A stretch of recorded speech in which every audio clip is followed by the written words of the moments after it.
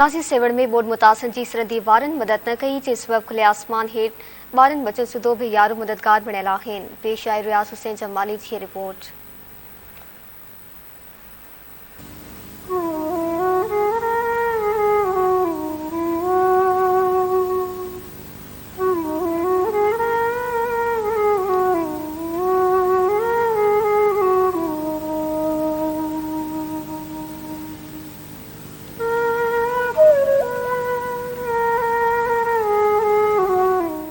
नाम बड़ा देवेरान हुकूमत तरफा बार बार ये दावो कयो थो वञनि त बोर्ड मुतासिरनि खे वध खां वध जेके सहूलियतूं ॾिनियूं पियूं वञनि, हिन सां ॻाल्हि ॿोल कंदासीं त पाण छा था चवनि?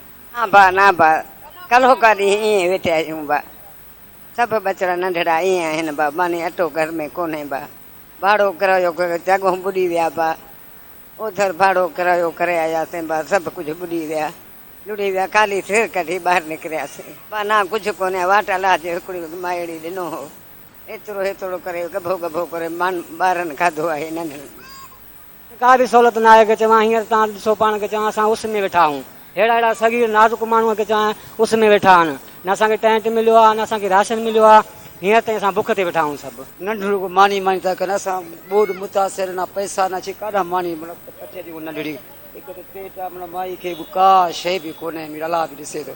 सुबुह लाइ असांखे कुझु कोन मिलियो आहे, ईअं ई वेठा आहियूं। साईं खे जा कंहिं पाड़े वारे मानी ॾिनी त ठीकु आहे, न ॾिनी त ईअं ई गाॾी कायूं भत विरायूं भॻा था वञनि। सुबुह बि हमरा धकी करे विया आहिनि मलाहनि जो। हाणे बि राशन आयो आहे, ओॾे सभु कंहिं खे राति जो रक्षा भरे माना ॾियनि था पिया, असां ग़रीबनि खे ॾिसनि ई कोन था। कारड सनासी खणी आहे बा, तव्हां ॾियूं था ओॾी महिल खणी आहे रस्ते ते पोइ वरी वापसि ॾेई विया। राति जो माण्हुनि खे रक्षा भरे हुनखे राशन ॾियनि पिया, असांखे कंहिं राशन बि कोन ॾिनो। वज़ीर आला सिंध खां मुतालबो कयो त ख़ुदा जे वास्ते असांजी जेका आहे लालबाग वॾी बस्ती आहे, अची पंहिंजे अखियुनि सां विज़िट कनि, पंहिंजे अखियुनि सां ॾिसनि त असां कहिड़ी ज़िंदगी पिया गुज़ारियूं। कैमरामैन राजू शेख सां गॾु।